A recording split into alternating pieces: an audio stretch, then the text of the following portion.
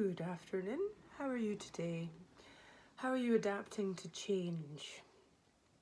Yes, that's what we're speaking about today, and my cup of tea is, my cup's just a normal cup. I can't even remember where I bought it from, so I'm not getting very exciting. I'm going to run out of different types of cups, and it's not about the cup, it's about what's inside that counts, isn't it? So, anyway.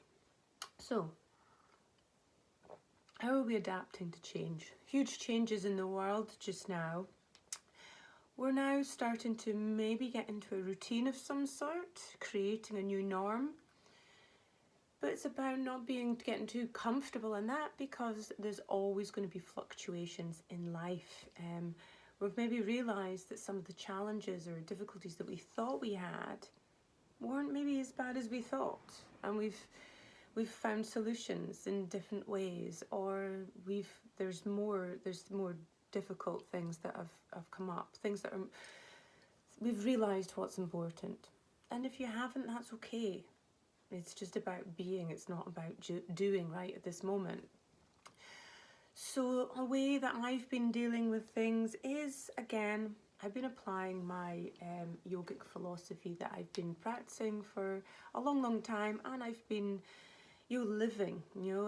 I try to embody what I teach, and something that's really been resonating with me recently is Samkhya Philosophy. So a lot of my friends or family that don't practice yoga are a little bit wary of yoga or yogic philosophy, because they think perhaps it's too spiritual or too esoteric, too weird, or too religious for them, which yoga is not a religion. It's a science in a sense, and it is spiritual. But Samkhya philosophy bases itself more on the facts of nature and the science of the universe. I do have a wee inkling of, I do really enjoy reading about quantum physics. I am one of these kind of that sort of person, but I'm not going to bore you with any of that malarkey right just now. So, Samkhya is a philosophy. It's about 2,500 years old.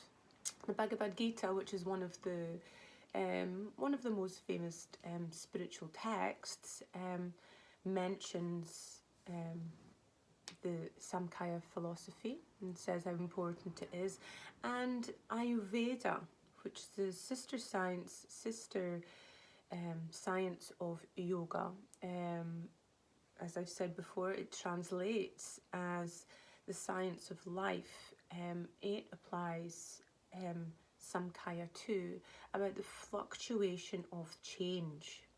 It's something called dualism, in a sense. So we have something called a Purusha, which is unmanifest consciousness. It's that which never changes. It's almost like when you're in the middle of doing something, you're aware that you're doing it. Or you can be feeling sad just now, but you're aware of your sadness. This is what I say to my students, to try and be the curious observer, become the seer, try and connect to that true self, the unmanifest consciousness that can't be affected, that has that inherent joy. But the world consists also of something called Prakriti. So this is anything that changes. So a lot of people assume the Prakriti is just anything that can be touched, It's not. It's anything that changes. So our emotions, our minds, they fluctuate and change. We change, our bodies change as we age, unfortunately. The seasons change. There's so much fluctuation. And at the moment, Prakriti is really something it's almost tangible just now in the world. So, but Prakriti can also be translated as creative potential.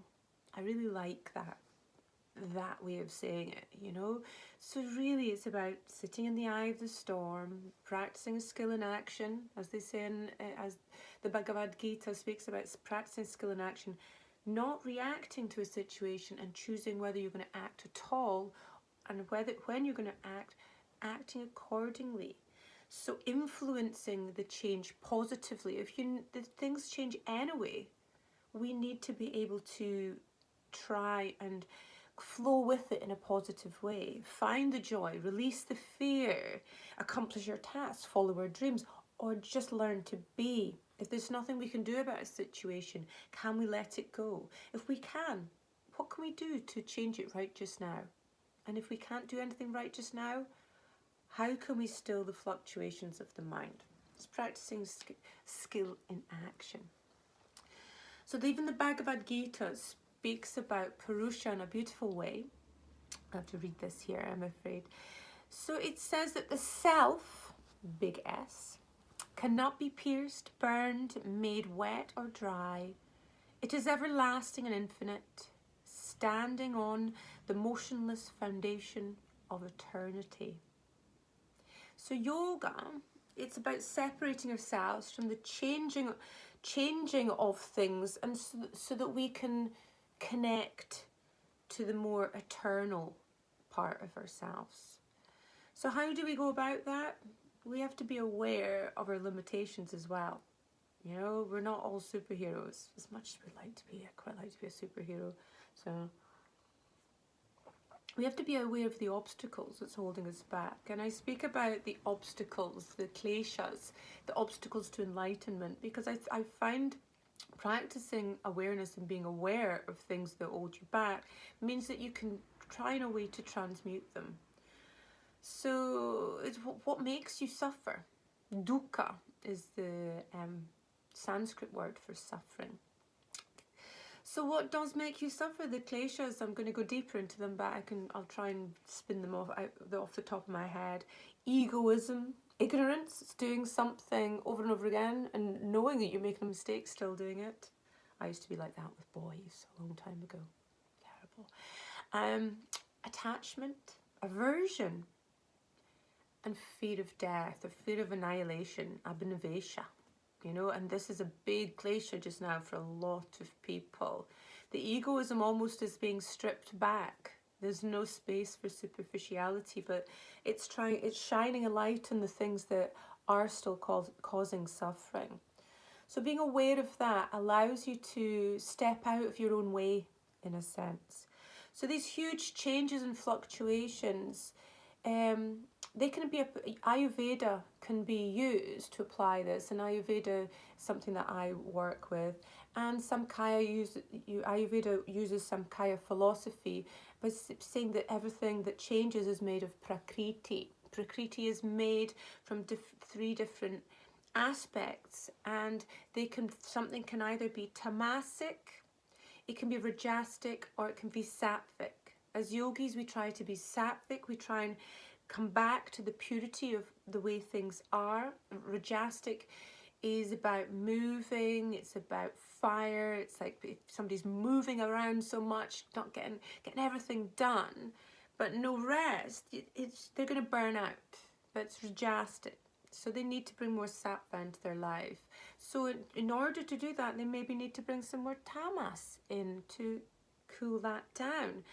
And the same with the tamas. Tamas is so a lot of people maybe are doing just now, if you're I can't remember the name it's called, when you're an employed person and you're getting your 80% wages and you don't have to work.